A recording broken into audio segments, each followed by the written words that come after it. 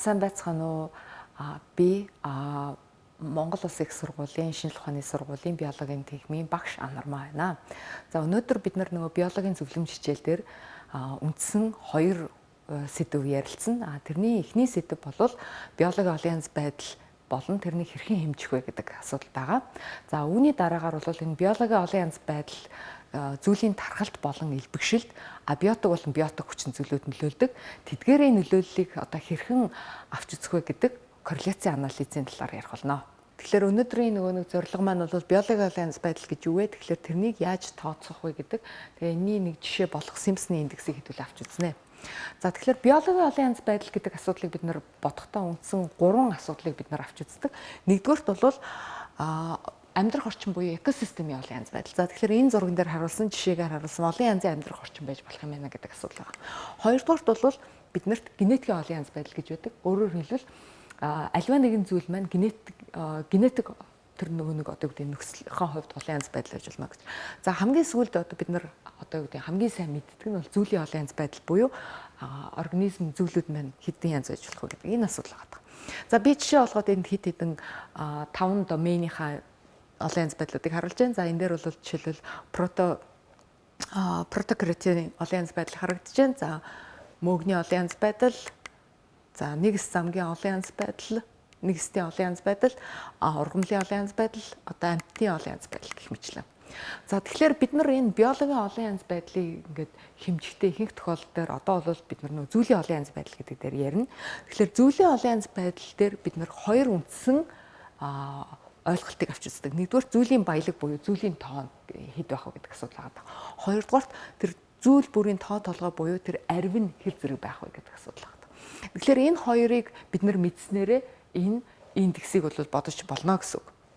За үүнийд бол зүйлийн баялаг буюу зүйлийн тоог бол яах вэ гэхээр тухайн экосистем юм уу тухайн нэг амьдрах орчинд байгаад бүх зүйлүүдийн жагсаалтыг гаргана гэсэн үг. За үүний дараа бол тэдгээрийн тоо толгойг олж мэднэ гэсэн санаа авж байгаа. За тэгэхээр энийг бол нөгөө хөвчлэн төвөрлөлтийн аргаар хийдэг гэдгийг та бүхэн мэдж байгаа баха. За ер нь бол ингээд яагаад төвөрлөлтийн аргыг ашиглах ёстой гэвэл бид нар бүх тэнд байгаа амьд биетийг бол бүртгэх боломж байхгүй, тоо толгойг нь бас олох боломж байхгүй. За жишээлбэл хэдүүлээ харъя л да.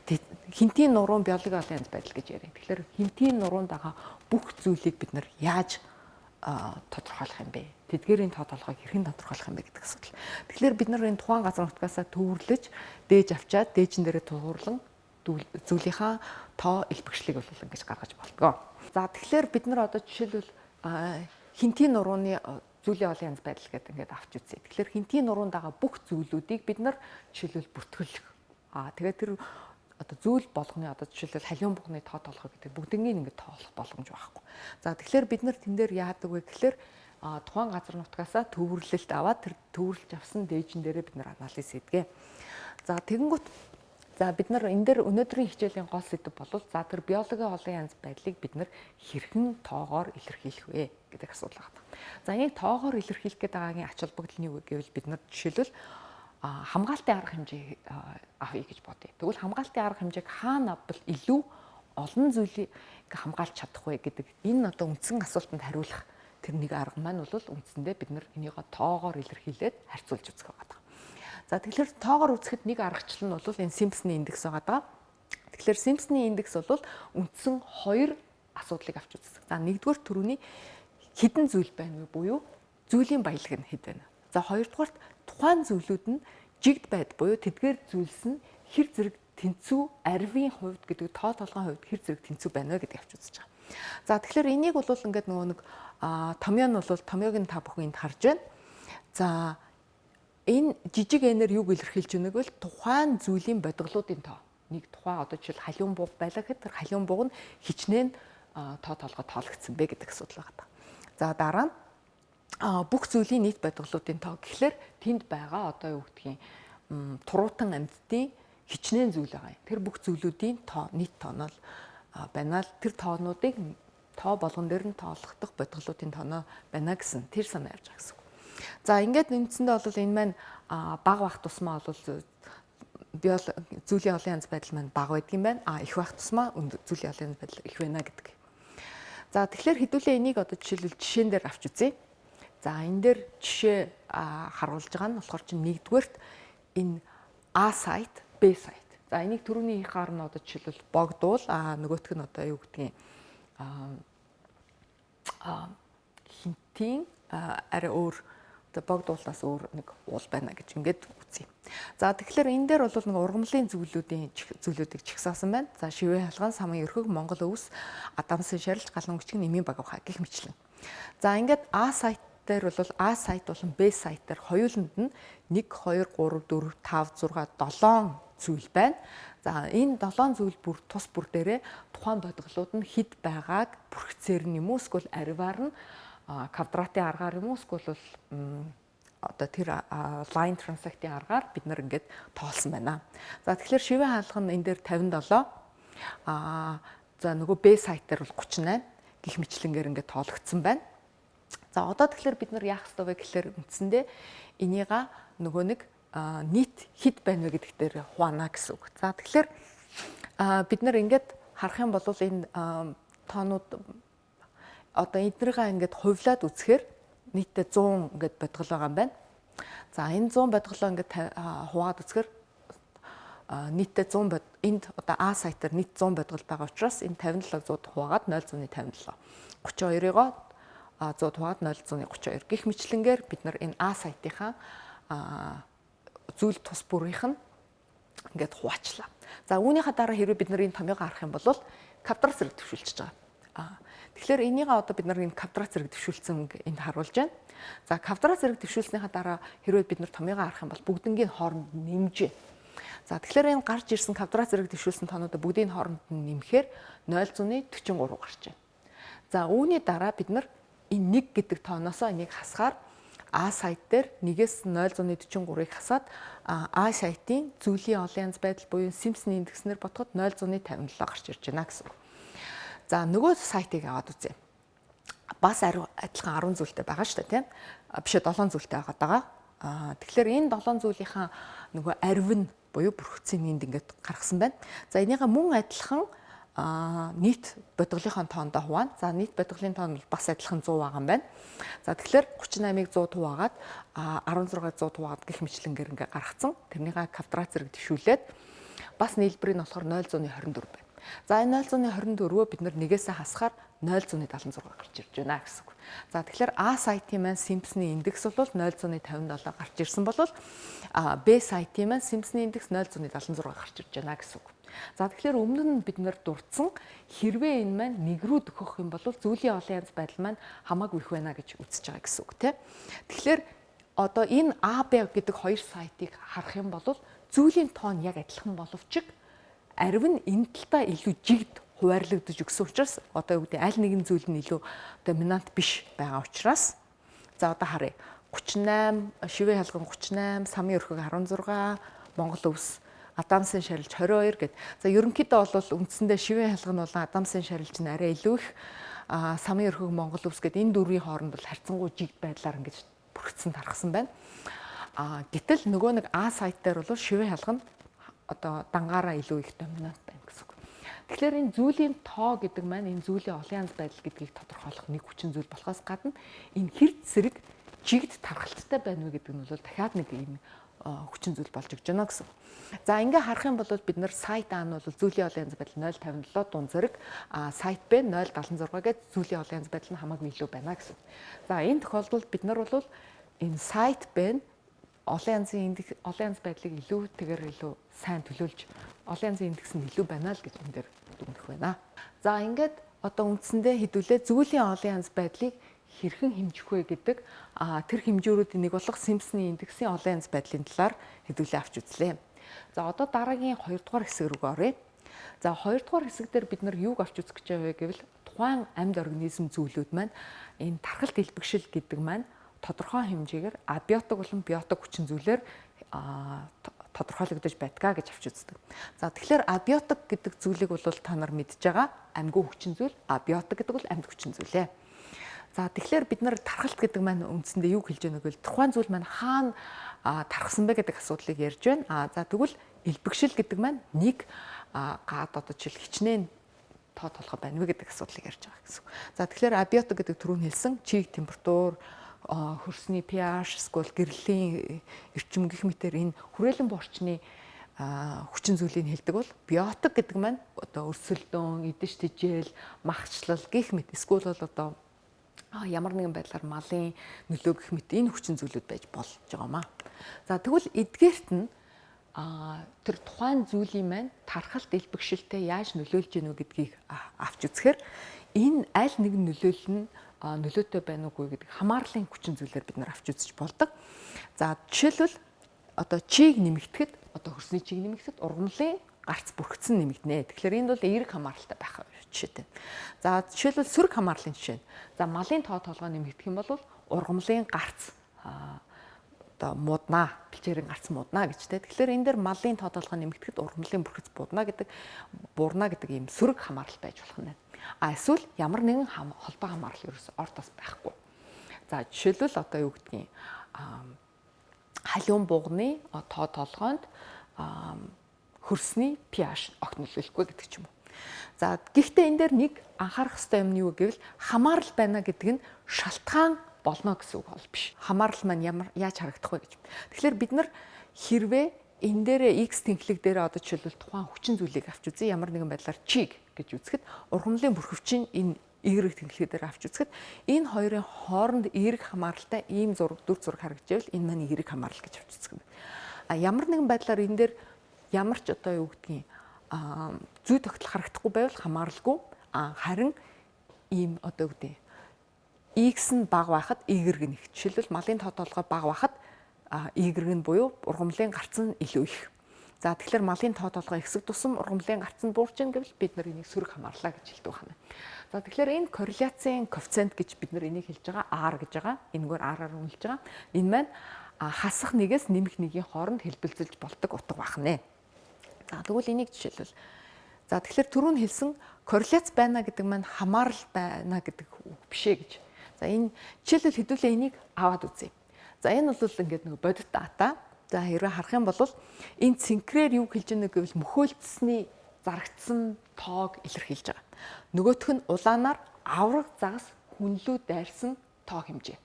За ингээ харах юм бол та нар ингээд энэ хоёр амар гоё яг чигд ингээд өсөж байна. Өөрөөр хэлбэл энэ дээр бол юу гэж хэлж болох нь гэвэл мөхөөлтс илүү их зарагдах тусам авраг загас хүнлүүх дайрдаг юм уу гэж ингэж хэлж болохоор.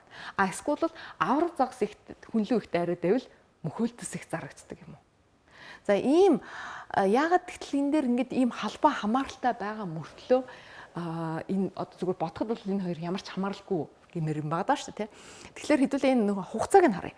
1-р сар гэд энэ 7 сард бол буюу хамгийн нөгөө нэг дулаан температуртай болсон үед хүмүүс эргэлөө их явдаг. Эргүүлээд бас нөгөө мөхөөлтс их авдаг байх нь байна. Тэгэхээр ийм нөгөө нөхцөл байдал үүсч болдог юм байна гэдэг асуулт. За одоо жишээл дахиад нэг жишээ харуулхад бол энэ дээр Мексикээс Америкийн нэгдсэн улс руу импортлсон нимбэгний хэмжээ ихссэн байна ийшээгээ.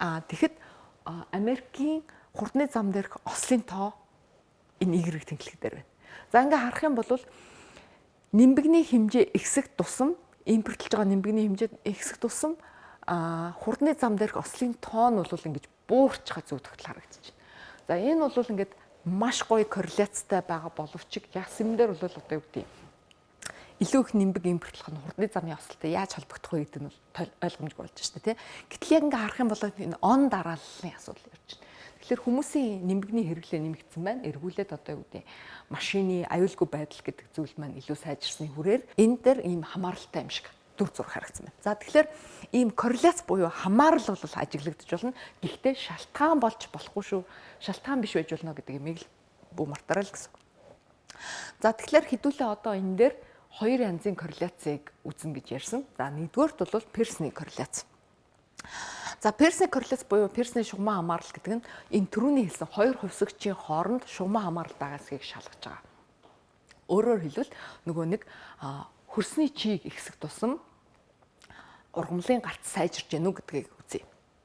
За үүний энэ шалгуурыг ашиглахын тулд хоёр үндсэн нөхцөлийг одоо хангах хэрэгтэй байдаг байна. За тэгэхээр тухайн чиний ингээд цуглуулсан хээрээс цуглуулсан хөөгтөл чинь. За одоо юу гэдгийг таван талбайгаас бид нар ургамлын гарцыг хэмжлээ. За мөн ингээд 5 талбай дээрээс хөрсний чигийг хэмжлээ. За эднэр маань тоон өгөгдөл байх хэвээр. Чанарын биш тоон өгөгдөл байх хэвээр. Хоёрдугаар жиг тархалтай байх хэвээр гэдэг. Ийм хоёр төслийг хангах нэ. За үүний тулд одоо жишээл бид нар энийг хийхлээр эхлээд цуглуулсан өгөгдлөөрөө бид нар сарнимал цэгэн график байгуулад энэ дээр шулуун хамаарал байгаа эсхийг ажиглана гэсэн үг. Дараа нь бид нар Пирсний томьёоныгоор корреляцийг тооцно. За тэгэхээр энэ томьёог юу илэрхийлж байна гэвэл энэ R маань нөгөө корреляцийн коэффициентийг илэрхийлж байна. За би энэ дээр нөгөө дараа нь жишээгээр тайлбарлаад өгөхлөөр илүү тодорхой болох бах. За X, Y маань бол нөгөө A хувьсагч, Y маань B хувьсагч. За энэ дээр бол нөгөө түрүүний хөрсний чигийн хэмжилт, эсвэл нөгөө нэг ургамлын биомассын хэмжилт маань байна. За тэр хоёрыг үржүүлээд бүгднийг нэмээд тэндээсээ бол дунджуудыг хасна. За тэгэхээр X-ийн дундаж буюу тухайн газар нутагт байгаад байгаа ургамлын гарцынхаа дундаж, Y-ийн дундаж буюу хөрснийхөө чигийнхаа дунд X-ийг бид нэр хөрсний чиг гэж авчихсан шүү дээ. Тэгэхээр хөрсний чигийн дундаж, Y нь бол ургамлын гарцын дундаж. За ингээд бид нар энэ дээр стандарт хазаалтууд нь хувааж өгч байна. За энэ X-ийн стандарт хазаалт, Y-ийн стандарт хазаалт. За үүний дараа би стандарт хазаалт гэж одоо юу болох талаар хэлье. За тэгэхээр энийг жишээн дээр авч үзье. За энд нэг сурагч бол энэ жишээг авч үзсэн байна. Мод хөгшөрхийн хэрээр холтсон ингээд цуурдаг гэдгийг анзаарч л дээ.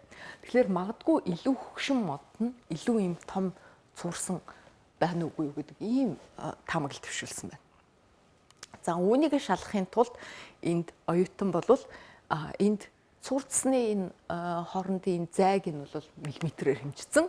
Эргүүлээд модныхоо насыг хэмжихийн тулд нөгөө модны насыг яаж хэмждэг вэ гэвэл цээжний өндөрдөх тойргийн уртаар нь хэмжиж байгаа. За ингээд 12 модон дээр бол ингээд хэмжиж үзсэн байна. За энд нэгдүгээр модон дээр жишээл цээжний өндөрдөх тойрог 177 гэд гих мэтлэнгээр ингээд хэмжээ авсан байна. За тэгэхээр эндээс харах юм бол 215 буюу энэ мод хамгийн хөгшин мод юм шиг байна. 6. За ингээд нөгөө цуурцсны өргөнийг нь бол хэмжээ авсан байна. 50 28 гэд. Энд тэгэхээр хит хитэн дээж нөгөө аваад тэн дээрээ нөгөө нэг дунджийг олоод явцсан байна гэсэн үг. За ингээд энийг үтсний дараа бид нар нөгөө түрүүн хэлсэн нөгөө график байгуулж үзнэ гэж. За тэгэхээр модны цээжний өндөрдөх тойргийг энэ X тэнхлэгтэр буюу энэ насыг нь үндсэндээ ойролцоогоор илэрхийлж байгаа. Цуурлалын дундаж өргөн миллиметрээр Y тэнхлэгтэр нь илэрхийлсэн байна. За ингээд бид нар харах юм бол за ерөнхийдөө энэ бол ингээд шулуун хамаарал байж болох үс. Тэгээд үндсэндээ бол нэг жигдхэн тархацсан юм шиг гэж хэлж болох үс байна. За тэгэхээр энэ дээр одоо бид нар хэдүүлээ энэ Пирсний корреляцийн анализ хийж болж байна гэж үзэж байна. Тэгэхээр бидний үндсэн таамаглал бол юу гэж хэлж байгааг бол мод насчих тусам үндсэндээ энэ дээр нөгөө холтсныхын цууралт нь ихсэж байна гэж. За холтсны цууралт нь ихсэн гэдэг маань үндсэндээ дараагийн шавж бид нар үүрлэх бид нар одоо юу гэдэг боломж олтно гэсэн үг. Тэгэхээр энэ магадгүй энэ судалгаан цаашгаа тийм санаа агуулж иж болно гэсэн. Түрүүн дурдсан хэмжилтүүд дундаа стандарт хазаалтыг олно гэж. За тэгэхээр стандарт хазаалт гэдэг маань юу хэлж байна вэ гэвэл тухайн нэгэн хэмжилтүүд маань дунджаасаа хэр зэрэг их хазааж байна гэдгийг илэрхийлж байгаа гэсэн.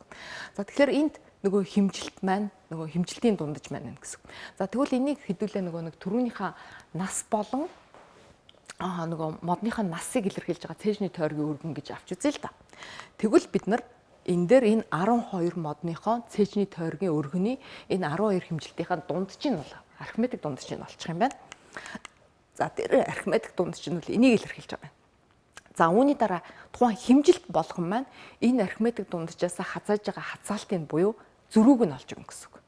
Өөрөөр хэлбэл 177 маань энэ нийт дундаж 12 тооныхоо дунджаас хэр зэрэг их хазааж байна гэдэг асуулт. За тэгэхээр энэ маань одоо юуг илэрхийлж байна гэвэл тэрнийга дараа нь квадрат зэрэг төвшүүлээд энэ 12 тоогоо нэг бүрчлэн ингэж орлуулад бодоод квадрат зэрэг төвшүүлээд нийлбэрийг нь олно гэсэн үг. За өөрөөр хэлбэл бид нар одоо энэ дээр харъя. За энд бид нар нөгөө нэг та бүхэн мэдж байгаа бах хистограм буюу хистограм гэдэг зүйлийг бол бид нар өмнөх хичээлүүдээр үзсэн байгаа. За тэгэхээр бид нар тоолж чинь те энд 597 дунджиж нь 597 байдаг хичнээн өгөгдөл ажиглагдсан бэ гэд. За эсвэл энэ 598 гэдэг дунджуудыг бид нар олсон байна. За ингээд энд хоёр янзын бид нөгөө вариац буюу хоёр янзын өгөгдлийг харуулж байна. За нэгдүгээр өгөгдлийг ингээд цэнхэр дээр ингээд харах юм бол бид стандарт хазаалт нь маш бага. Ийм байх нь байна. За өөрөөр хэлбэл энэ дундчтайгаа ихэнх гишүүд нь ойрхон юм байна. За хоёрдугаарт улаан дээр нь хэрвээ бид харах юм бол энэ стандарт хазаалт нь асар их байх юм байна. Өөрөөр хэлбэл дундчаасаа энд ихээхэн хазааж эхэлсэн байна гэсэн. Хамгийн бага нь гэхэд 500-ны 97 гэдэг чи 98 96 адмаар юм уу да 597 гэж энэ дунджаас хазаасан бол хамгийн их нь энэ дээр 604-тэй байх жишээтэй гэдэг ч юм уу. За одоо энэ дээр бол жишээлбэл нөгөө нэг яаж одоо вариац нь өөр байж болох вэ гэдэг энэ IQ-гийн тестээр харуулсан байхад жишээл сурагчдын энэ IQ-гийн тестээр энэ үгээр авсан тестэн дээр бол бүгдээр ижлэхэндүү оноо авсан байхад орон зай IQ дээр бол хамгийн их одоо ялгаатай ингэж харагдсан байна гэдэг. Ийм гэж одоо энэ стандарт хазаалт гэдэг маань энэ санааг илэрхийлж байгаа гэсэн. За тэгэхээр энийг яаж олох томьёог нь би түрүү тайлбарлсан. Гишүүн тус бүрээсээ дунджийг хасаад квадрат зэрэг төвшүүлнэ. За ингээ 12 удаа хасаад 12 гишүүнээ бол энэ дунджаас нь хасаад квадрат зэрэг төвшүүлээд нэмчээд үндсэндээ 12-оор гамжирна. 12-оос хасах 1 гээд 11-тэй хуваагаад тэгээд тэрнээс язгуурга олгоод стандарт хазаалтыг олж байна. За одоо энийг хэдүүлээ нөгөө жишээн дээр авч үзье. За ингээд жишээн дээр авч үзэхээр одоо томьёонд орлуулж бодно гэсэн шүү дээ, тийм. За бид нар энд ингээд байж байгаа. За бид нар эхлээд нөгөө модны тойрог цурцсны өргөн энэ хоёрыг үржүүлэх ёстой. За энэ үржүүлсэн үржүүр маань энэ 157-го 50-аар үржүүлээд энд 88 50 гээд үржүүлэлт болгоно бид нар үржүүлчихсэн байна. За одоо бид нар үүний дараа дунджаас нь хасж байгаа. Тэгэхээр бид нар нөгөө нэг энэ 177-г энэ дундаж 161-ээс нь хасгаар 0.3 гараад тэрнийг 0.3 гараагүй энд өөр тоглосон тэрнийг квадрат зэрэг төвшүүлсэн байна. Шууд энэ дээр томьёогоо орлуулад. За ингээд эднэргээ бүгднийг нь олцсон. За энэ дээр мөн игэргийнхаа бол ажиглалтыг одоо жишээлбэл энэ 50-га дундаж 69 гэхлээр чинь хасгаар 19 гарна хасах 19 дунд чинь 0.58 0.50.08 гарсан юм байна. Тэгэхээр 50-аас хасах нь 50.08 гэдэг маань 0.8 квадрат зэрэг төвшүүлээд 1016 гарсан юм шиг байна. За гих мэтлэнгээр энэ дээр бол бүх юунуудаа бол ингээд тус бүрд нь олчж байгаа. За үүнийхээ дараа бид нар нийлбэрүүдийг олчж байгаа. За өөрөөр хэлбэл энийхээ нийлбэрийг үржүүрийнхаа нийлбэрийг энэ квадратуудынхаа нийлбэрийг за y-ийн квадратуудын нийлбэрийг. За тэрнийхээ дараа бид нөгөө стандарт хазаалтыг олж өгч байгаа. Тэгэхээр энийхээ x-ийн стандарт хазаалт, y-ийн стандарт хазаалтыг олчж байгаа. Энэ үржрүүдийн нийлбэрээс дунджуудыг нь бид нар ингээд дунджуудынх нь үржвэрийг нь n-ээр нь үржүүлээд хасаад тэгээд энэ стандарт хазаалт нь хувааж өгч байгаа. За стандарт хазаалт нь олохын тулд бид нар түрүүний хэлдэг квадрат зэрэгүүд x-ийн тооноос x-ийн дунджийг хасаад квадрат зэрэг төвшүүлээд n-ээс хасах нэгд нь хувааж байгаа. Тэгэхээр бид нар энэ дээр нөгөө юуг илэрхийлж байна гэвэл нөгөө үржрүүдийнхаа нийлбэр нь энэ байна. X-ийн стандарт хасаалт маань квадратуудын нийлбэрийг бид нар нөгөө n-ээс хасах нэгд нь хуваагаад язгуурт гаргаад стандарт хазаалтыг олж байгаа. Y дээр мөн адилхан.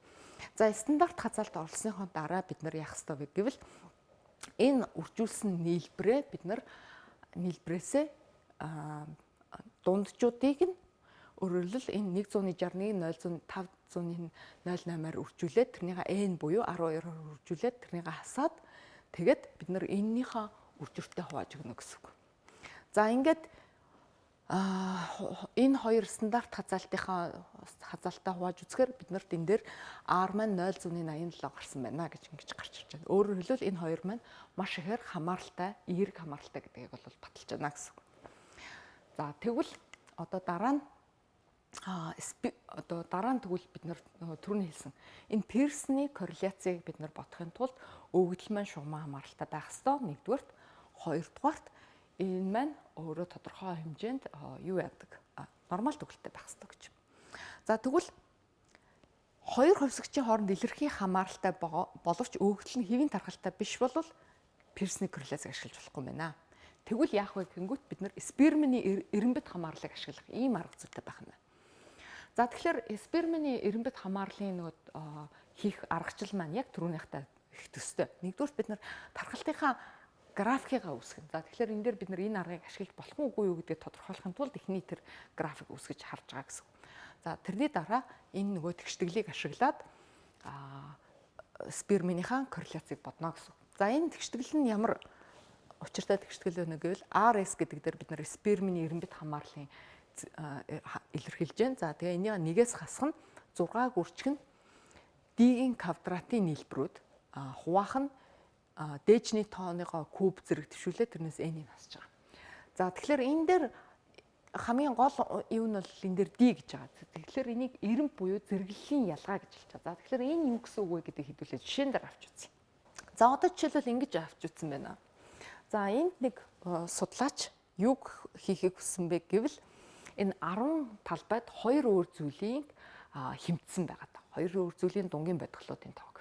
За тэгэнгүүтээ юу харахыг хүссэн бэ гэвэл энэ хоёрын хооронд ямар нэгэн хамаарал байна уу? Нэг нь элбэг болоод тахлаар нөгөө нь арай буурд юм биш үстэй, өрсөлдөгд юм биш үстэй гэдэг ийм асуултыг асуухыг хүссэн байна. За ингээд нөгөө квадрат 10 квадрат маань нөгөө бодглолтын тоо маань байна. Ц зүйлийн бодглолын тоо 30 ингээд нэгдүгээр квадрат дээр 36 байсан бол 2 дахь дээр 1, 3 дахь квадрат дээр 23 гэх мэтлэнгээр дээд зүйл дээр бас мөн адилхан 25, 4, 8 гэх мэтлэнгээр ингэж гарч ирсэн байна. За тэгвэл одоо хамгийн түрүүнд нөгөө түрүүнд хэлсэн те зүйлийнхаа сарнил графикийг байгуулна гэж. За ингээд бид нар энэ Ц зүйлийн бодглолын тоо энэ дээр байна. Д зүйлийн бодглолын тоо энэ дээр байна. За тэгэхээр бидний энэ хоорондын шугамн хамаарлыг татаж болох боловч яг үндсэндээ бол ийм полиномал график квадрат тэгштгэл байгуулах юм бол илүү ингэж таарах хэмжээтэй харагдчихна гэсэн. За энийг би жишээлбэл түрүүний нөгөө бид нар гистограмм байгуулах аргаар харъя л да. За ийшээгээ давтамж нь байгаа даа. За энэ Б зүйлийн бодглолын тоо. За ингээ харах юм бол энэ дээр энэ хэсэг дээр бол их харьцангуй нормал тархалтай боловч их цөөхөн зүйлтэй квадратууд бас нэг хэсэг байдаг юм. 5 ширхэг ийм квадрат болгоцсон байна. За ингээд энэ маань нэг нормал тархалтай гэж хэлэхэд хэцүү байдалтай харагдаж байна. Нормал тархалт буюу та бидний мэдхээр хонх хэлбэрийн тархалттай гэж хэлэхэд хэцүү болж байна гэсэн. За нөгөө Ц зүйлийн бодглолыг харъя л да. За ингээд бас ингээ харахад бол бас яг нормал тархалтай гэж хэлэхэд хэцүү, харьцангуй жигд тархалттай байна гэсэн. За тэгэхээр ийм хоёр зүйл дээр бид нар одоо жишээлбэл түрүүний спермийн корреляцийг хийх үү эсвэл Пирсний корреляцийг хийх үү гэдгээ одоо сонгож авч үзнэ гэсэн болж байна. За тэгэхээр бид нар энэ дээр нормал тархалтай биш, илүү шугамн гэхээс илүүгээр ийм полиномал юм шиг байж магадгүй юм байна гэж үзэх юм бол бид нар дараагийн нөгөө корреляцийг гаргахыг хэрэглэнэ гэсэн тийм. За одоо тэгэхээр энэ томьёо нь бол бид нар томьёонд борлуулалтаа нөгөө өгөгдлийг эренбэлнэ гэсэн үг. За өөрөөр хэлбэл хамгийн бага тоотой байгааг нь 1 гэж эренблээд тэгээд энэс цаашаа эренблэх гэсэн. За энэ эренблэх гэдгийг одоо эхлээд тайлбарлаад байна. За энэ дээр бидний нөгөө 10 квадрат байна. За биднэрт нөгөө Ц зүйлийн бодглолын тоо маань энэ.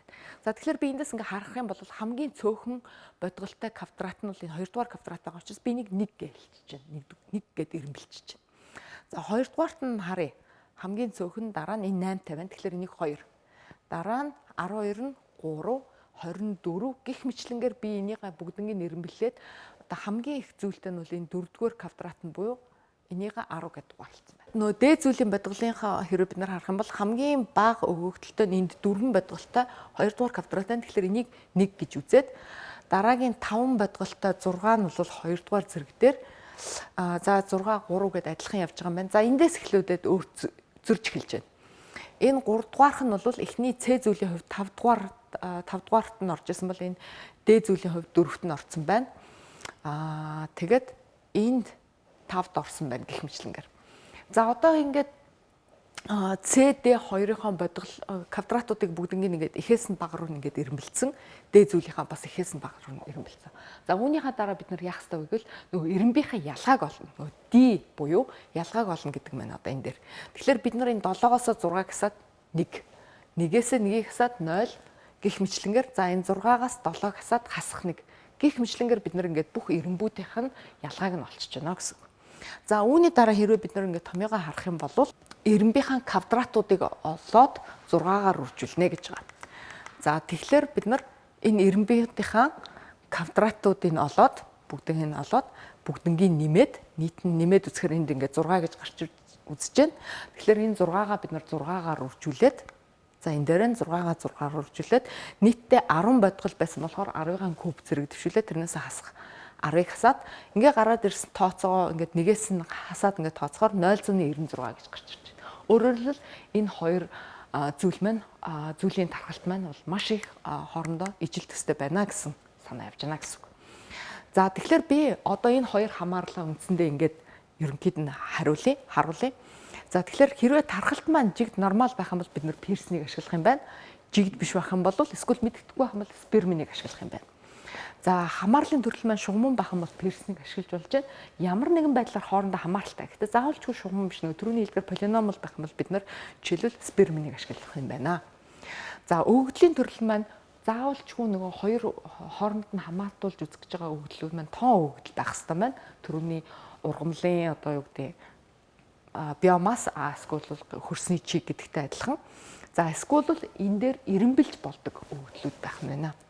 За дээжний хэмжээ бол ерөнхийдөө бол 30-аас дээш байх юм бол энэ дээр пирснийг авч үзэхэд найдвартай гэж үздэг бол спермэн дээр заавалчгүй тийм одоо юу гэдэг хэмжээ зааж өгдөггүй байх нь.